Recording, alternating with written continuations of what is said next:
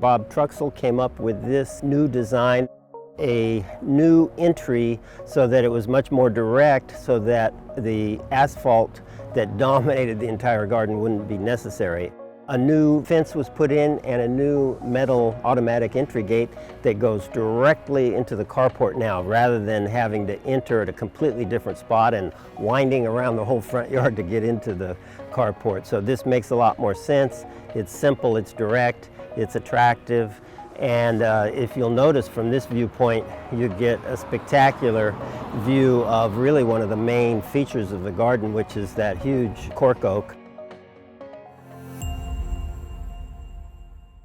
Recently groomed Chip and I groomed a little this morning also, are here in this garden that we remodeled about a year ago. One of the things I was concerned about, a lot of times when you do a garden remodel with existing trees that have been there for a long time and gotten used to their surroundings, even if you don't do much regrading or you minimize changes, trees can easily notice those changes. Maybe it's just a change to how they're being watered or a change to grade. A lot of times you'll see them react negatively.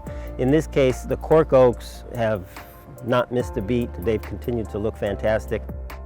So let's leave this important vantage point where we're looking at all these spectacular trees, Chinese pistache, cork oak, under a deodar cedar, a little bit of ginkgo in there, and some Nyssa sylvatica, really spectacular trees. And let's wander through the front yard and talk about it a little bit, and we'll clue you in on whatever issues that we had. Some people call this big blue lily turf. This is Liriope big blue. And so it's a bigger form of Liriope, or some people pronounce it Liriope. Those little olive shrubs, that's a dwarf olive that doesn't get olives, and really tough, really easy to grow, great performer. Because of that, we use a lot. And behind it are those upright Japanese blueberries, which are doing fantastic. One Japanese blueberry died for no particular reason. We replaced it, and then I'd say 4 or 5 of these died. When you replace a dead plant that's just been planted, it gives you an opportunity to explore what you think could have caused it, because the most common thing that could cause it is problems with water, especially in our area that's very hot. So since we finished this in May, we quickly went into June and July, and those are going to reveal any types of irrigation problems. So this Liriope, we had some that we thought was being underwatered, and we made adjustments, and then I think we killed a couple with overwatering. So you're constantly looking at that, kind of digging in there or replacing a dead one and saying, oh, this soil moisture is just about right. I don't know what the problem was, or this is too wet, or this is too dry. And then you make some adjustment either to the controller, or you just add an emitter, which is neat about a drip system here. Easy to add water because a drip system is almost never at its capacity, so you can easily add water by just finding the tubing and plugging in a new emitter right next to the root ball. You see this main entry, which is pretty spectacular. This arbor was existing, and it's really kind of a highlight of the garden now. You can see it's lined in the boxwood, most of that transplanted. This is the beginning of the use of the Dura-Heat birch, which is growing pretty well. That's a deciduous tree, so they just put on all their leaves. Under the Dura-Heat birch, we have these blooming oak leaf hydrangeas, which are looking great right now. And so it's a very simple entry. Bob does a nice job of using masses of plants and not being too busy. It doesn't give you a headache. It's very pleasant, very attractive, very bold. When these oak leaf hydrangeas bloom, you really see it because there's lots of them here, and you can see the beauty of the plant. Some pots were added with aspidistra in it. And then we get into the entry of the garden and go into what really is a completely different feel. And if you contrast it to what we had before, this was where you would enter with your car, and the whole thing would be asphalt around the oaks, because you had to get into that carport right there from this angle. And you can see the purpose of the remodel is to enter it from a different angle, so that all of this can be garden, and we can really focus and make this oak the focal point of the whole garden, rather than just a part of the asphalt jungle that you're trying to negotiate to get into that carport. This is no longer a asphalt drive. Instead, it's a pedestrian, eco-friendly walk because water can go right through it. It's made of decomposed granite with pea gravel on top, and we use metal edging to contain it, so it's very nicely defined.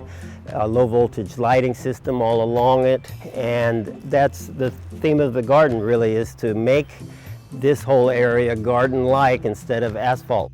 You can see we use the same material for the driveway, and so you have this big eco-friendly driveway that you can drive right in. Water can go through it. You don't have concrete that water runs off. It is fairly large because of the need to have some kind of secondary parking and a direct pathway right into the carport. This walk then has a little bit of interest to it, as you can see, but it's very simple and direct. This Japanese piece was added, I think, maybe after we did the last video. And along here, under the existing pistache and the big arch of the Cork Oaks, are ginger lily plants, which really, in Fresno, they can struggle in the summer, especially when you just plant them in the summer. And these did not look good for the first 6 months, and we just continued to check the moisture, feed them with blend, and they look much better this year. You can see, instead of asphalt all around the Cork Oaks, we used a type of low-growing cotoneaster. Last year, it looked like just a bunch of bark. You couldn't even see that we planted anything because they were so small, but they're starting to cover in. Eventually, if we do a tour like this in another year, you'd probably be solid green. And really, you see that same effect all through the garden. The trees are starting to grow and the plants are starting to fill out, so it no longer looks like a mulch garden. It's now starting to show off the beauty of the plants. And then you come to the water feature, which we talked about last time. You can go back to that video to learn more about it. It really adds a nice sound. This transplanted Japanese maple, which has had a few struggles since we transplanted it, it was right kind of in the middle of where the new driveway is. We will discuss that further in an upcoming video. When we get on the main walk, all of this was added, this concrete was added. This was all just asphalt before. We come along in an area here with white Camellia japonica that are finally starting to look a little better. They struggled for the first 6 months also, I think, a function of planting them in the summer, and the soil's not the greatest, but we continue to use blend. And you can see we have this planting of privet. The whole idea of that privet is for it to grow up and screen the carport. And you can see it's putting on some growth. Looks like the owner is experimenting with trellises, which is a nice idea. And you might be aware you can espalier almost any plant, including privet. You can see this beautiful ginkgo that didn't miss a beat. Looks just as good as it looked the day we finished.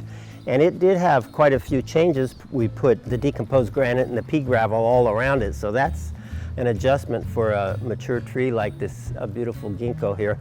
The one next to it is the one that struggled. That's the Nyssa sylvatica, and that had a problem with water, even though we attempted to put irrigation in it and then put the new driveway towards the middle of last summer. It was really struggling. And so we dug it up and added more emitters, and it's responded to that well. I think it's going to be fine. Then you can see our Dura-Heat birches, which continue from the main walk. They're sprouting and starting to fill in like we want them to. You can see everything else is starting to fill in some, so it no longer looks so barren. It looked extremely barren when we finished it, and you saw it on the last video. The Nandina are filling in, the Meyeri asparagus fern are growing, and the cotoneaster, which extends from under the oak out into this area. And so everything is filling in and starting to look like a real garden. So many people want their gardens to be low maintenance, and this is one that I think is very low maintenance with a couple of exceptions. But by setting it up on a drip system that you don't have to do a lot to, hopefully now and then you might get a break, but the idea is it's self-sustaining. And then with plants that don't need a lot of special care, and by feeding the soil, you allow the soil to do a lot of your maintenance. I would recommend you stick to the twice a year application of something like blend or our nourish-biosol, because we're trying to build the soil, and we do that with our products. At the same time, those will feed the plants and encourage as much growth as possible. In this garden, the thing that made it not completely low maintenance is this huge cork oak, which does drop a lot of leaves certain times of the year, particularly when you combine it with new growth. So that's really the only thing that makes it high maintenance.